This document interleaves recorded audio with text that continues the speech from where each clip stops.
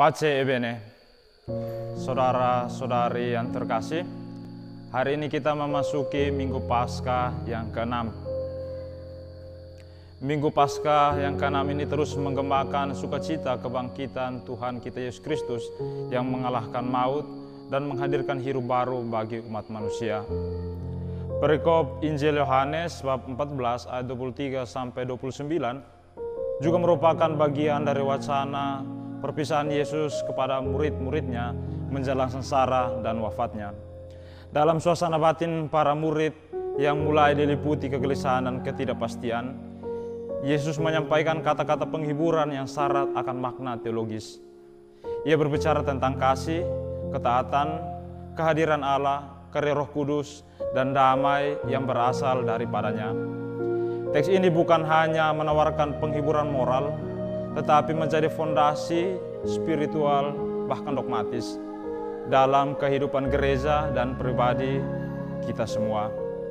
Dengan gaya kasih Injil Yohanes yang bermakna teologis dan reflektif, kita diajak untuk memahami, mendalami apa artinya mengasihi Kristus melalui sabda Allah dan mengalami damai yang hadir dalam diri Yesus Kristus.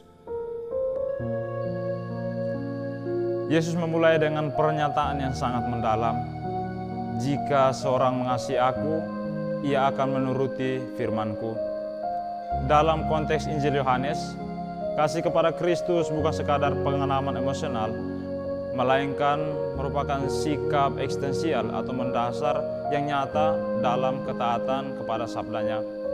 Ketaatan ini tidak bersifat legalistik, melainkan lahir dari relasi yang mendalam antara murid dan sang guru. Janji bahwa Bapa akan mengasihi orang yang taat dan bahwa Bapa dan anak akan berdiam dalam dirinya mengungkapkan suatu bentuk persekutuan Trinitas yang melibatkan manusia secara aktif. Hal ini secara jelas dengan konsep inkarnasi yang menjadi pusat teologi dari Injil Yohanes. Allah tidak hanya menjangkau manusia, tetapi tinggal bersama Dia dan di dalam mereka yang membuka diri terhadap Dia.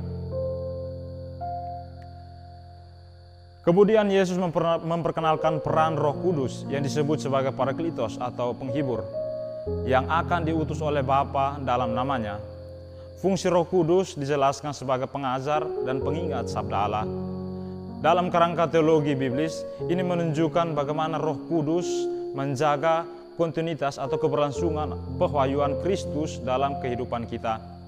Roh Kudus tidak memberi pewahyuan baru, melainkan menuntun gereja untuk menghayati dan memahami secara mendalam sabda Yesus dalam konteks zaman yang selalu berubah-ubah. Inilah yang menjadi dasar dari misi pewartaan, bahkan liturgi dan refleksi iman yang terus-menerus diperbarui dalam terang Roh Kudus. Dalam ayat 27, Yesus memberikan kepada para muridnya damai yang ia tinggalkan. Apa yang dikatakan di sana? Damai sejahtera kutinggalkan bagimu, damai sejahtera kuberikan kepadamu.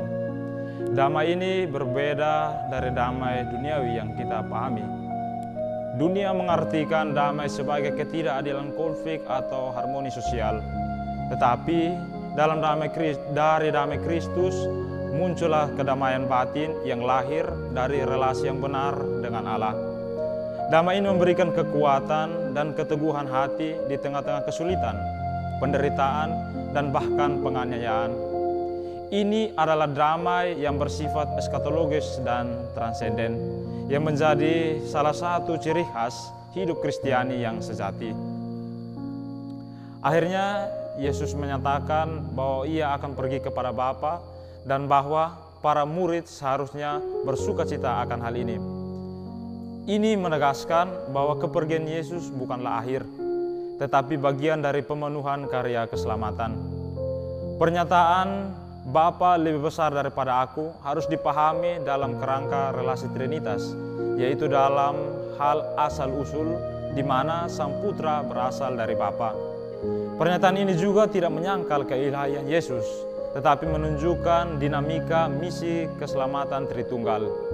Yesus mengatakan semua ini terlebih dahulu agar para muridnya kelak percaya bahwa sebuah bentuk persiapan rohani dalam memikul salib adalah menghadapi kebangkitannya. Saudara-saudari yang terkasih, perikop Injil Yohanes yang diperengarkan kepada kita mengajak kita untuk merenungkan kembali inti hidup Kristiani. Kasih yang nyata dalam ketaatan, kehadiran Allah dalam hidup kita, karya Roh Kudus yang membimbing kita dalam kebenaran, serta damai Kristus yang melampaui pengertian manusia. Dalam pengalaman hidup yang terkadang menimbulkan kegelisahan dan ketidakpastian, sabda Yesus menjadi pelita yang menerangi langkah-langkah kita. Maka sebagai murid-murid Kristus pada masa kini, kita dipanggil untuk terus membuka diri, membuka hati akan sabdanya, membiarkan Roh Kudus membimbing kita dan menjadi saksi damai yang sejati di tengah-tengah dunia. Amin.